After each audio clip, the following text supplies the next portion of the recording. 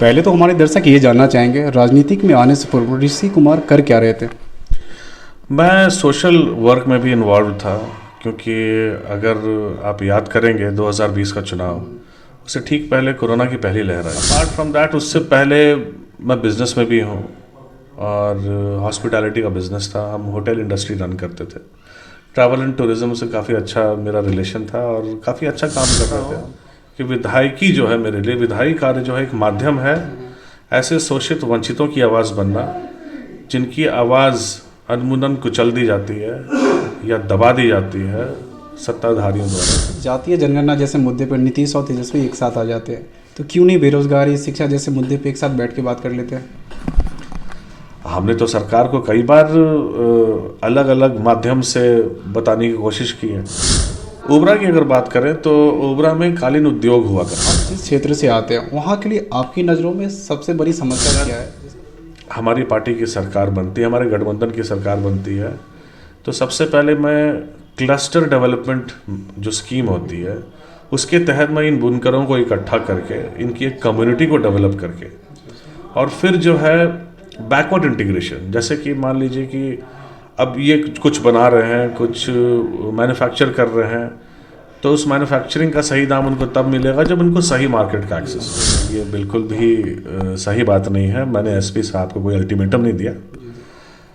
देखिए, जनता के प्रतिनिधि होने के कारण हमें जो है एकदम ग्रास रूट में उतरना पड़ता है और लोगों की समस्या सुनते हैं। विधानसभा है वो उपजाऊ भूमि बहुत ज़्यादा है वहाँ पे, और वहाँ धान की और गेहूँ दोनों की खेती होती है। जो सबसे बड़ी समस्या मुझे वहाँ समझ में ये आता है वो ये है कि किसानों को उनकी उपज का सही दाम। 19 लाख छोड़िए महाराज, आप 19,000 नौकरियाँ नहीं दे पाए आज तक। नमस्कार, मैं हूँ शैलेश और आज हमारे साथ है पूर्व केंद्रीय मंत्री जी के पुत्र एवं वर्तमान में आरजेडी विधायक ऋषि कुमार। सर, बहुत स्वागत है आपका हमारे चैनल पर। बहुत बहुत धन्यवाद। पहले तो हमारे दर्शक ये जानना चाहेंगे, राजनीतिक में आने से पूर्व ऋषि कुमार कर क्या रहे थे? मैं सोशल वर्क में भी इन्वॉल्व था, क्योंकि अगर आप याद करेंगे 2020 का चुनाव, उससे ठीक पहले कोरोना की पहली लहर आई थी और उसमें हम लंगर लगाने का काम करते थे और गरीब लोगों में खाना बांटा करते थे। फिर दवाई के पैकेट्स बना बना करके जो एसेंशियल मेडिसिन होती हैं, जैसे विटामिन सी हो गया, पैरासीटामॉल हो गया, फिर एंटी एलर्जिक, तो इस तरह का हमने पैकेट बना करके बहुत डिस्ट्रीब्यूट किया था पहली लहर में। अपार्ट फ्रॉम दैट उससे पहले मैं बिजनेस में भी हूँ और हॉस्पिटैलिटी का बिजनेस था। हम होटल इंडस्ट्री रन करते थे। ट्रैवल एंड टूरिज्म से काफ़ी अच्छा मेरा रिलेशन था और काफ़ी अच्छा काम कर रहे थे हम। पर कोरोना काल ने जिस तरह से सबको डिस्ट्रॉय किया, सारे बिजनेसेस को डिस्ट्रॉय किया, हम भी अफेक्टेड हुए। पर ठीक है, पार्ट एंड पार्सल है लाइफ का, चलता रहता है उतार चढ़ाव। आपका लक्ष्य क्या है? किस विजन के साथ पॉलिटिक्स में आए आप? देखिए, बहुत लोगों का लक्ष्य होता है कि भाई विधायक बन गए तो लक्ष्य पूरा हो गया, और मेरे लिए विधायक बनना जो था वो एक ज़रिया था, एक माध्यम था अपने लोगों तक पहुंचने का। और जो सेवा भावना मैंने अपनी माँ में, अपने पिता में देखा था, तो मुझे कहीं ना कहीं लगता था कि इस प्रथा को आगे बढ़ाने के लिए एक ज़रिया, एक माध्यम की ज़रूरत है। और मैं समझता हूँ कि विधायकी जो है मेरे लिए, विधायी कार्य जो है एक माध्यम है ऐसे शोषित वंचितों की आवाज़ बनना, जिनकी आवाज़ अनमुनन कुचल दी जाती है या दबा दी जाती है सत्ताधारियों द्वारा, और उनके हक की बात जो है उसको करना और उसको सही जगह, ऐसी जगह पे रखना जहाँ पे उनको न्याय मिले और न्याय के साथ साथ उनकी तरक्की हो। यही इसी सोच के साथ में राजनीति में आया। आप जिस क्षेत्र से आते हो वो इंडस्ट्री एरिया है, बट बीते कुछ सालों में बहुत सारी इंडस्ट्री बंद हो गए हैं, रीज़न नहीं पता, बट एक जनप्रतिनिधि के रूप में उसे पुनः शुरू करने के लिए आप क्या कर रहे हैं? देखिए, मैं ओबरा के बारे में आपको थोड़ा सा बताता हूँ। ओबरा विधानसभा जो है उसमें दाऊदनगर ब्लॉक है और ओबरा ब्लॉक है। ओबरा की अगर बात करें तो ओबरा में कालीन उद्योग हुआ करता था, और आज से करीब 20-25 साल पहले तक वो उद्योग इतने ज़ोरों पे था और यहाँ जो कारपेट्स बना करते, जो कालीन बनते थे, वो इतनी फाइन क्वालिटी के थे कि क्वींस पैलेस लंदन तक वो कारपेट गया हुआ है। और वहाँ आज भी अगर कोई जा करके झाँके तो वहाँ ओबरा का नाम आपको दिखेगा, महफिल कालीन। कालीन उद्योग था। फिर पीतल के बर्तन बना करते थे और काफ़ी इंडस्ट्रियल स्केल पे बना करते थे। फिर अगर आप बात करें दाऊदनगर ब्लॉक की, तो दाऊदनगर ब्लॉक में भी इतने बुनकर कम्युनिटीज़ हैं जो छोटे छोटे लेवल के ऊपर आज भी जो है बेचारे सरवाइव करने की कोशिश कर रहे हैं। तो चुनाव में जाने से पहले मैंने, एक तो पार्टी का मैनिफेस्टो होता है और एक अपना एजेंडा होता है। तो मैंने अपना एजेंडा सेट किया, लोगों के बीच में इसको रखा भी कि अगर हमारी पार्टी की सरकार बनती है, हमारे गठबंधन की सरकार बनती है, तो सबसे पहले मैं क्लस्टर डेवलपमेंट जो स्कीम होती है उसके तहत मैं इन बुनकरों को इकट्ठा करके इनकी एक कम्युनिटी को डेवलप करके, और फिर जो है बैकवर्ड इंटीग्रेशन, जैसे कि मान लीजिए कि अब ये कुछ बना रहे हैं, कुछ मैन्युफैक्चर कर रहे हैं, तो उस मैन्युफैक्चरिंग का सही दाम उनको तब मिलेगा जब उनको सही मार्केट का एक्सेस हो। तो हमने यही सोचा था कि क्लस्टर डेवलपमेंट में इनको इकट्ठे ला करके फिर इनके प्रोडक्ट की मार्केटिंग करेंगे हम, और उसमें सरकार का पूरा तंत्र इस्तेमाल करेंगे, क्योंकि ये एक दो लोगों के एफर्ट से नहीं हो सकता। इसके अंदर आपको मास लेवल मोबिलाइजेशन चाहिए, इन द सेंस कि सरकार का प्लेटफॉर्म इसमें बहुत ज़्यादा ज़रूरी है, क्योंकि जितने यहाँ के बुनकर थे वो धीरे धीरे पास के राज्य उत्तर प्रदेश में पलायन करना शुरू कर दिया था उन्होंने, और जो कहते हैं ना मशीन मेड कारपेट्स की तरफ जो है उनका मूवमेंट हो गया, क्योंकि रोज़ी रोटी चलाना बहुत ही मुश्किल हो गया बिहार में पिछले कई सालों में। और इंडस्ट्री के नाम पे तो नील बटा सन्नाटा है। इनफैक्ट अगर याद होगा आपको तो पिछले बजट सत्र में जो पहला बजट आया था इस विधानसभा का, तो उसमें उद्योग विभाग में का जो बजट आया था, तो उसमें कटौती प्रस्ताव के ऊपर मैं खड़ा हुआ था बोलने के लिए, और मैंने इसी बात पे स्ट्रेस किया था माननीय उद्योग मंत्री जी से। शाहनवाज जी मेरे ऐसे बड़े अच्छे रिलेशन है उनके साथ पर्सनल, पर मैंने एज अ लेजिस्लेटर वहाँ पे अपना सुझाव रखा था, उनको कहा था, वो इथेनॉल का उन्होंने स्टार्ट किया है कि इथेनॉल का हब बनाएंगे बिहार को, तो मैंने कहा था कि मैं आपके इस कदम की सराहना करता हूँ, पर एक कंपाउंडेड डेवलपमेंट के लिए, एक समुचित विकास के लिए बहुत ज़रूरी है कि आप उद्योग का जो पैमाना है उसको थोड़ा सा और बढ़ाएं, और सिर्फ एक प्रोडक्ट के भरोसे अगर आप बैठेंगे तो उससे कभी भी उद्योग जो है या इंडस्ट्रियलाइजेशन आपके स्टेट का नहीं हो सकता। आपने ज़रूरी है अलग अलग माध्यम से अलग अलग उद्योगों के ऊपर फोकस करना। सिर्फ इथेनॉल का बाजा बजाने से डेवलपमेंट नहीं हो सकता। आपको ऐसे सारे माइक्रो पॉकेट सर्च करने चाहिए, क्योंकि कला की कमी नहीं है और हमारे बिहार में हुनर की भी कमी नहीं है। यही हमारे बिहार के लोग जब पलायन करके बाहर जाते हैं, बाहर जा कर के जब काम करते हैं, उनको उस काम का जो है उनको उचित जब दाम नहीं मिलता, या जो सफलता का श्रेय उनको मिलना चाहिए वो नहीं मिलता, उस वक्त मन बड़ा उदास होता है, क्योंकि यही अपने घर में वो कर रहे होते हैं और यहाँ पे उनको ऐसी सुविधा मिल रही होती, ऐसा सपोर्ट सिस्टम होता सरकार की तरफ से, तो एक तो बिहार का नाम रोशन होता है, बिहार में उद्योग फलता फूलता भी, और बिहार की तरक्की होती है और बिहारियों की तरक्की होती है। तो इस मामले में मुझे लगता है कि मौजूदा सरकार जो है पूरी तरह से चूक गई है।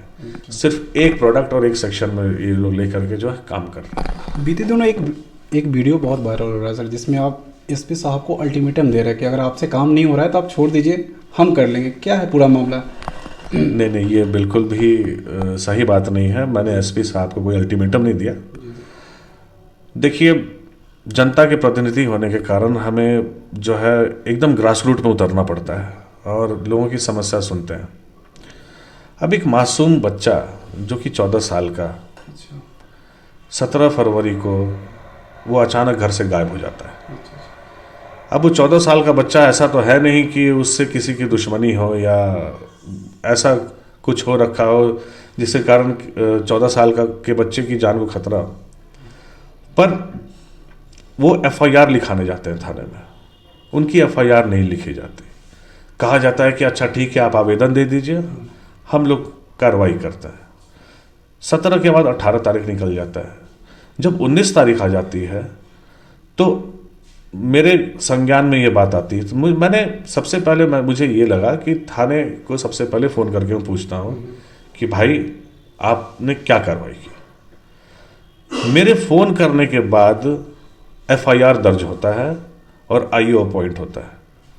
फिर मैं लगभग 1-1.5 घंटे के अंदर उस परिवार के पास पहुंचता हूं दाऊदनगर में, उससे मिलता हूं और मैं उनसे पूछता हूं कि अपने लेवल पे जो तहकीकात कर सकते हैं हम, क्योंकि हम तो पुलिस वाले हैं नहीं, तो हम करते हैं। तो मुझे महसूस होता है कि अगर एक जो है खोजी कुत्ते जो होते हैं, जो हमेशा पुलिस स्क्वाड में रहते हैं, अगर उसको किसी तरह भेजा जाए तो वो ट्रेस लेकर के बच्चे को ढूंढ सकता है। तो यही चीज़ मेरे दिमाग में आती है। मैंने तुरंत थाने को फ़ोन किया, मैंने पूछा कि आईओ कहाँ है आपके। तो उन्होंने कहा जी वो अभी एग्जामिनेशन की ड्यूटी में गया हुआ। मैंने कहा आपको पता है यहाँ पे बच्चा गुम हुआ है और एफआईआर दर्ज हुआ है। तो बोले हाँ सर, अभी आधे घंटे के अंदर जो है आईओ पहुँचेगा और जो भी कार्रवाई करनी होगी वो करेगा। 19 तारीख भी गुजर जाता है, 20 तारीख आ जाती है, 21 तारीख तक एक इंसान नहीं पहुंचता उस घर में इन्वेस्टिगेट करने। और तभी मुझे खबर मिलती है कि वो बच्चा जो है मृत पाया गया है, नदी में तैरती हुई उसकी लाश मिली है। अब आप बताइए कहाँ का न्याय है ये कहाँ की समझदारी है और कहाँ की होशियारी है? क्या 14 साल का बच्चा किसी का बच्चा नहीं होता? क्या एक जान जो है वो दारू और बालू से ज़्यादा मतलब कि सस्ती हो गई है? मेरा देखिए, फिर मैं दौड़ के उस परिवार के पास गया तो मैंने देखा परिवार हताश है, कोई मिलने नहीं आया, कोई उसकी सुध लेने नहीं आया। मैंने उसी टाइम एसपी साहब को फ़ोन किया कि मैंने कहा ये गलत हो गया। और एक ऐसी बात भी मैंने कही जो शायद मुझे उस लहजे में नहीं कहनी चाहिए थी, लेकिन मैंने उनसे ये कहा कि एसपी साहब देखिए, अगर आपको मिल जाता है जो गुनहगार है, आप अरेस्ट कर लेते हैं तो ठीक है, नहीं तो अगर हमारे हाथे चढ़ गया तो हश्र बहुत बुरा होगा, अंजाम बहुत खराब होगा। और उसमें थाने की भूमिका संदिग्ध है और तुरंत सस्पेंड कर रहे हैं आप थाना प्रभारी को या आईओ को, उसके बाद ही आगे की कार्रवाई होगी।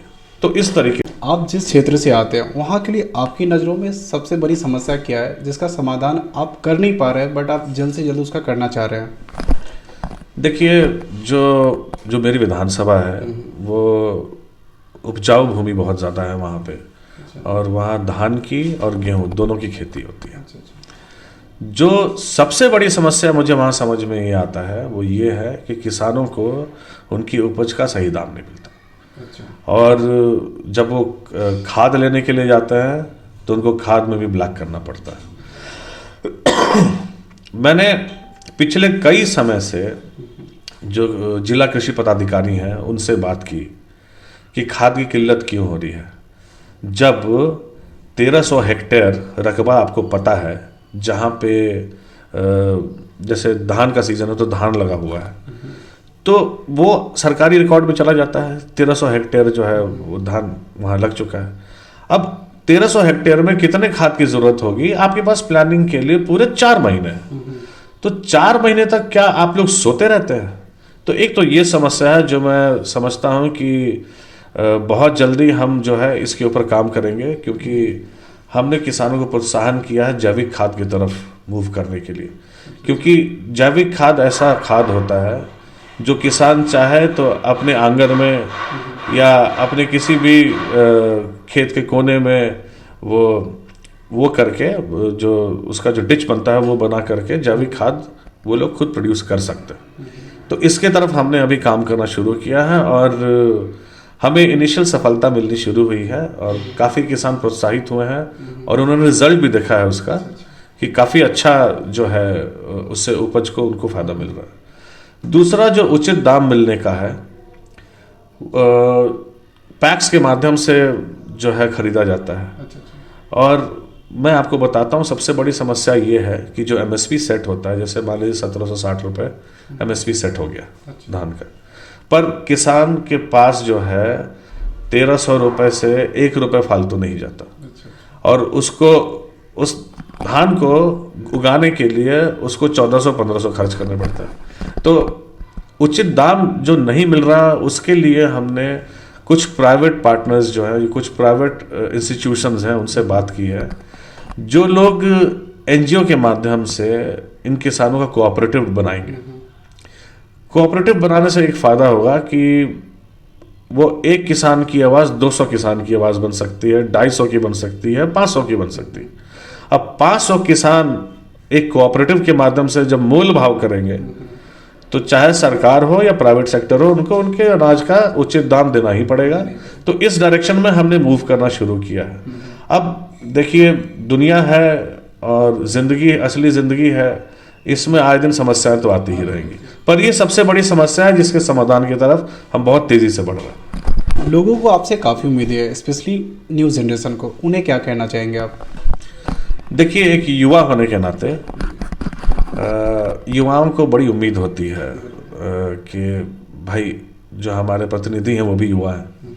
और मैं आपको सही बता रहा हूँ, जिस राज्य में 65% आबादी जो है वो जो है 40 साल के नीचे है, यानी कि हमारा जो डेमोग्राफिक डिविडेंड है वो बहुत यंग है, तो उनकी समस्या से हम लोग सबसे ज़्यादा रिलेट इसलिए कर पाते हैं क्योंकि हम उस दौर से अभी अभी गुजरे हैं जिस दौर में हमारे युवा आज हैं। और आप अगर देखेंगे हमारे राज्य में या राजधानी में या किसी भी छोटे गांव या कस्बे में, आपको सबसे ज़्यादा बेरोजगार युवा ही नज़र आता है। अब बेरोजगारी का आलम क्यों है ये तो बताने की ज़रूरत मैं नहीं समझता, मुझे बहुत ज़्यादा है। आप सब समझते हैं, जहाँ पे 100 वैकेंसियाँ निकलती हैं वहाँ पे 1 लाख आवेदन आते हैं। तो इस सरकार ने वादा किया था कि 19 लाख रोजगार का सृजन करेंगे, और 1 साल से ज़्यादा समय गुजर चुका है, और सिवाय लाठी डंडे और आंसू गैस के युवाओं के हाथ कुछ नहीं आया। 19 लाख छोड़िए महाराज, आप 19,000 नौकरियां नहीं दे पाए हैं आज तक। तो युवा की तो सबसे बड़ी समस्या यही है। और जब भी ज़रूरत पड़ती है इनको, जब ये आंदोलन कर रहे होते हैं या इनकी आवाज़ बनना होता है, तो विधानसभा में हम पूरी आवाज़ उठाते हैं इनकी, और इनके कॉज के साथ हमेशा जुड़े रहते हैं। आज भी मुझे सिर्फ मेरे विधानसभा से नहीं, पूरे बिहार भर के युवाओं का फ़ोन आता है कि सर आपने जो है ये बात उठाई, बहुत अच्छा लगा, और आशा करते हैं कि आप हमेशा जुड़े रहें। मैं आपको क्या बताऊं, इतने मासूम हैं ये युवा। कई बार तो ये कहते हैं कि सर आप हमारा रिजल्ट क्यों नहीं निकाल रहे।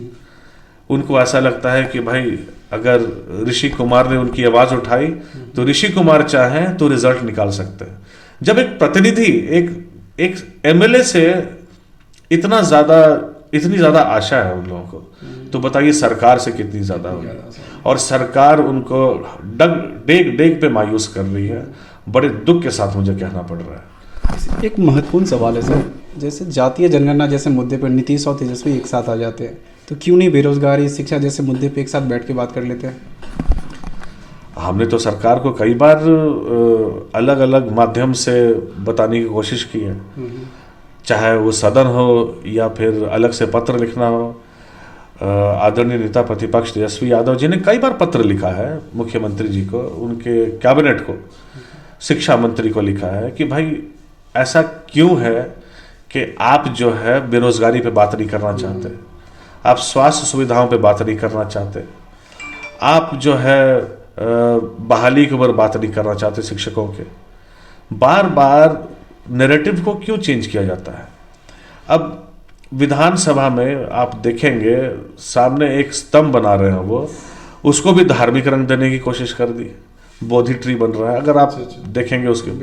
तो कहीं ना कहीं ये नैरेटिव हमारे युवाओं के लिए या हमारे जनता के लिए गलत सेट कर रहे हैं, जबकि सेंटर में बेरोजगारी है, सेंटर में भुखमरी है, सेंटर में प्रॉब्लम के सेंटर की बात कर रहा हूं मैं, सेंटर में महिलाओं का शोषण है, सेंटर में लचर स्वास्थ्य सुविधाएं हैं।